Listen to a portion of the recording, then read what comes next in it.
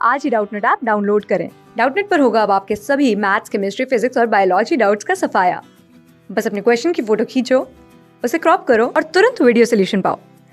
Download now. Hello बच्चों, question दे रखा है चित्र में ऑक्सीजन का 1 × 10⁻³ किलोग्राम द्रव्यमान के लिए PV/T एवं P दो अलग अलग तापों पर ग्राफ दर्शाए गए हैं। ठीक है बच्चों, पहला हमें दे रखा है कि बिंदुकित रेखा क्या दर्शाती है। ठीक है, तो बिंदुकित रेखा ये वाली हो जाएगी बच्चों। ये बिंदुकित रेखा ये क्या दर्शा रही है हमें ये बताना है। ठीक है, इस ग्राफ में। और दूसरा हमें अगर हम ग्राफ देखें बच्चों, एक्स और वाई अक्ष के बीच दे रखा है। ठीक है, ग्राफ जो हमें एक्स और वाई, और एक्स अक्ष में क्या बच्चों दे रखा है दाब, और वाई अक्ष में क्या दे रखा है P/T की वैल्यू दे रखी है। ठीक है, अब यहाँ पे देखते हैं बच्चों दूसरा बी, क्या सत्य है कि T1 ज्यादा होगा T2 से या फिर T1 छोटा होगा T2 से। ठीक है, तीसरा में बताना है वाई अक्ष पर जहां वक्र मिलते हैं वहां PV/T का मान क्या होगा। ठीक है, तो जो कंडीशन दे रखी है उसके अकॉर्डिंग हमें बताना है PV/T का मान। ठीक है, और यदि यह यदि हम ऐसे ही ग्राफ जो दे रखा है 1 × 10⁻³ किलोग्राम हाइड्रोजन के लिए बनाएं तो क्या उस बिंदु पर जहां वक्र वाई अक्ष से मिलता है बच्चों, ठीक है, PV/T का मान यही होगा। यदि नहीं तो हाइड्रोजन के कितने द्रव्यमान के लिए PV/T का मान, ठीक है, कम दाब व उच्च ताप के लिए क्षेत्र में वही होगा। ठीक है, हाइड्रोजन का अणु द्रव्यमान यहाँ पे दे रखा है बच्चों, और ऑक्सीजन का अणु द्रव्यमान दे रखा है, और आर यहाँ पे दे रखा है बच्चों सार्वत्रिक गुरुत्वाकर्षण नियतांक। ठीक है, तो सबसे पहले यहाँ पे हम देखते हैं बच्चों कि पहला ए नंबर, ठीक है, बिंदुकित रेखा क्या दर्शा रही है। तो ये बिंदुकित रेखा है बच्चों। तो हम क्या देख रहे हैं बच्चों कि बिंदुकित रेखा में दाब बढ़ा रहे हैं। ठीक है, तो क्या PV/T का मान बदल रहा है बच्चों? नहीं, PV/T का मान समान है। ठीक है, दाब यहाँ पे बढ़ाते जा रहे हैं बच्चों। ठीक है, तो दाब परिवर्तित होने के बाद भी हम देखते हैं बच्चों कि PV/T का मान परिवर्तित नहीं होता है, और यह आदर्श गैस का व्यवहार है। ठीक है बच्चों, तो हम कह सकते हैं कि आदर्श गैस को प्रदर्शित करती है। ठीक है, तो ये बिंदुकित रेखा आदर्श गैस को प्रदर्शित करती है। पहले तो हम यहाँ पे लिख लेते हैं बच्चों कि दाब के बदलने पर, ठीक है, दाब के बदलने पर हम क्या देखते हैं बच्चों, दाब के बदलने पर PV/T का मान नहीं बदल रहा है। ठीक है, PV/T का मान नहीं, अब ये हम जो बात कर रहे हैं बच्चों बिंदुकित रेखा के लिए बात कर रहे हैं। ठीक है, तो दाब के बदलने पर बिंदुकित रेखा में PV/T का मान नहीं बदलता है। ठीक है, नहीं बदलता है। ठीक है, तो हम कह सकते हैं कि अतः यह एक आदर्श गैस को प्रदर्शित करता है। ठीक है, तो क्योंकि यह गुण आदर्श गैस में होता है। ठीक है, तो यहाँ पे लिख सकते हैं कि यह व्यवहार आदर्श गैस का होता है। ठीक है बच्चों, यह व्यवहार आदर्श गैस का होता है। ठीक है बच्चों, तो हम यहाँ पे देखेंगे बच्चों कि बिंदुकित रेखा आदर्श गैस को दर्शाती है। ठीक है, अतः बिंदुकित रेखा आदर्श गैस को दर्शाता है। ठीक है, अतः बिंदुकित रेखा आदर्श गैस को, बिंदुकित रेखा आदर्श गैस को दर्शाता है। ठीक है बच्चों, अब बात करते हैं बी, क्या सत्य है कि T1 बड़ा है T2 से। अब ध्यान से देखिए बच्चों, हम यहाँ पे अगर आदर्श गैस के व्यवहार की बात करें तो हम जानते हैं बच्चों कि उच्च ताप पर, ठीक है, हम क्या देखते हैं बच्चों कि उच्च ताप पर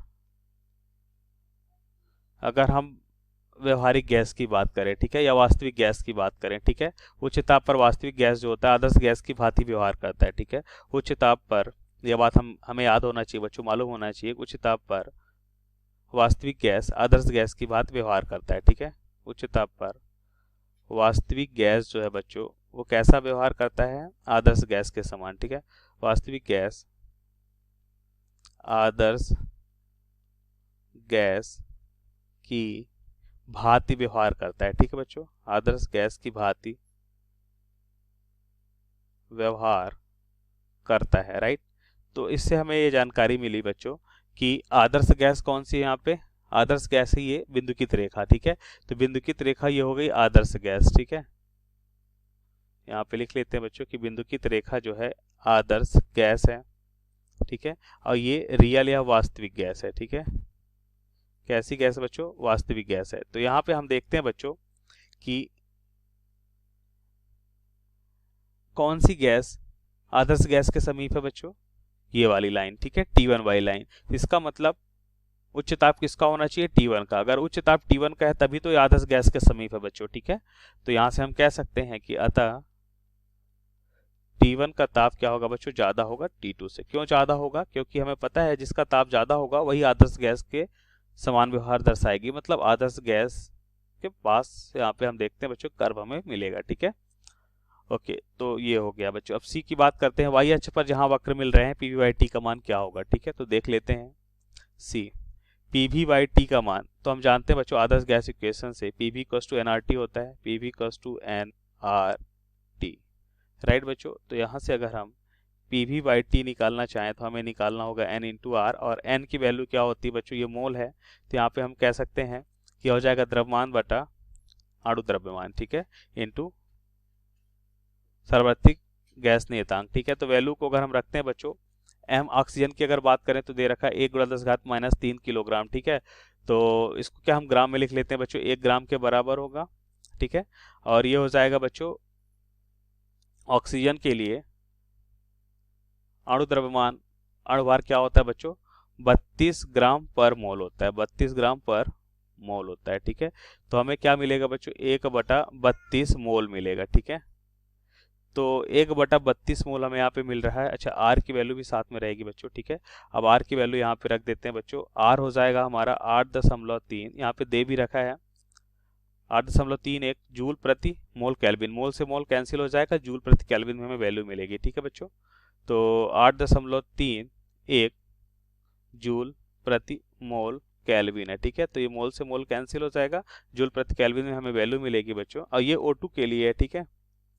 तो ये हो जाएगा बच्चों हमारा पीवी बाई टी की वैल्यू जो हमें निकालनी थी बच्चों वाई अक्ष पे, क्योंकि हमें यही निकालना था वाई अक्ष पे जहाँ पे काट रही बच्चों ये वाले बिंदु पे बताना है, ठीक है। तो यहाँ पे हमने देखा बच्चों ये हो जाएगा पीवी बाई टी 1/32 और गुणा 8.31। अगर इसको हम हल करते हैं बच्चों तो हमें वैल्यू क्या मिलती है? ये वैल्यू हमें मिलती है 0.26 जूल प्रति केल्विन के बराबर, राइट। तो ये हमारा आंसर हो जाएगा। ओके, सो सी हमने यहाँ पे सॉल्व कर लिया, राइट। अब बात करते हैं बच्चों डी पार्ट की। तो डी पार्ट में क्या होगा बच्चों? डी पार्ट में हो जाएगा हमें बताना है, यदि हम ऐसे ग्राफ जैसा हाइड्रोजन दे रखा है वैसे ही अब हम यहाँ पे देखते हैं बच्चों हाइड्रोजन के लिए, ठीक, जैसा ऑक्सीजन दे रखा था वैसे ही हाइड्रोजन की अगर हम बात करते हैं, ठीक है। और इतना ही अगर हम क्या लेते हैं? हाइड्रोजन का द्रव्यमान लेते हैं, ठीक है। तो हम जानते हैं बच्चों कि हमें पीवी बाई टी हाइड्रोजन के लिए क्या मिलेगा बच्चों? पीवी बाई टी हमें हाइड्रोजन के लिए मिलेगा M इंटू आर, ठीक है। तो यहाँ पे ध्यान से देखिए, तो क्या हम कह सकते हैं ये हम 1 ग्राम ले रहे हैं और ऑक्सीजन के लिए हमें दे रखा है अणुभार 2.02, ठीक है, 2.02। तो हम यहाँ पे क्या देखते हैं बच्चों कि ये वैल्यू जो है M/M, मतलब अगर हम यहाँ पे देखें बच्चों तो M जो है बच्चों किसके लिए? हाइड्रोजन के लिए, ठीक है। और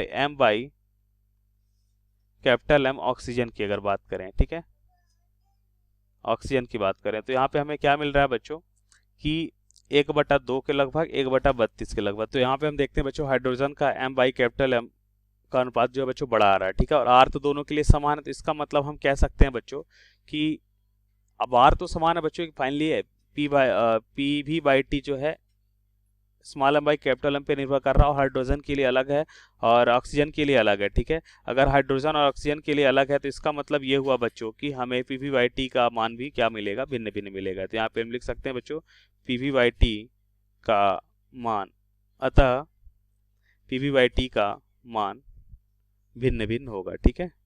क्या होगा बच्चों? भिन्न भिन्न होगा। अब हमें यहाँ पे बताना है कि वो मान क्या होगा जब पीवी बाई टी का मान समान हो, तो वह द्रव्यमान बताना है, ठीक है।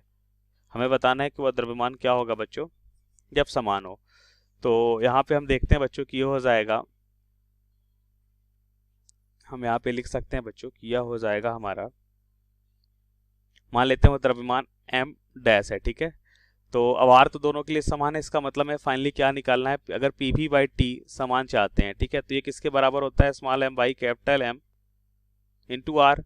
अब ध्यान से देखिए बच्चों, तो ये भी, अब देखिए पी भी, ये भी है, ठीक है, अगर ये समान है तो इसका मतलब small M by capital M into R, ठीक है, एक बार लिख लेते हैं बच्चों, कैपिटल एम इंटू आर, किसके लिए, हाइड्रोजन के लिए समान होना चाहिए बच्चों, सिमिलर ऑक्सीजन के लिए, ठीक है। तो यहाँ पे अगर हम देखें तो कैप स्मॉल एम कितना हो जाएगा बच्चों, स्मॉल एम हो जाएगा यहाँ पे जो हमें निकालना है एम डैश, ठीक है, हाइड्रोजन के लिए आर तो दोनों के लिए समान होगा, तो आर तो हम कैंसिल कर लेते हैं बच्चों, ठीक है। कैपिटल एम हमें दे रखा है बच्चों, ये 2.02 हमें दे रखा है, ठीक है, बराबर। अब अगर इसकी बात करें तो ये दे रखा है 1 ग्राम, और अगर हम यहाँ पे बात करते हैं अणुभार की, ठीक है, तो ये हो जाएगा 32 किलोग्राम पर मोल, ठीक है। तो हम यहाँ से देखते हैं बच्चों कि हमें आंसर क्या मिलेगा, यहाँ से हमें आंसर मिलने वाला है बच्चों एम डैश बराबर 2.02, क्या हो जाएगा बच्चों, ये 2.02 बटा, अब ये वैल्यू ग्राम में मिले क्योंकि यहाँ पे हमने इन दोनों को क्या रखा है, ग्राम में रखा है, ठीक है, तो ये ग्राम में मिलेगा 2.02 बटा 32। तो इसे सॉल्व करने पे हमें वैल्यू क्या मिल रही है बच्चों, हमें वैल्यू मिल रही है एम डैश बराबर 0.063, ठीक है बच्चों, क्या इसे, ये ग्राम में है, ठीक है, क्या इसे हम लिख सकते हैं बच्चों 6.3 गुणा 10 की घात, अब क्या होगा बच्चों, यहाँ पे 100 का गुणा किया हमने, 100 का भाग किया, ठीक है, तो वो जो हमने भाग किया वहाँ पे लिख सकते हैं 10 की घात -2 ग्राम, और इसे किलोग्राम में भी लिख सकते हैं बच्चों, ठीक है।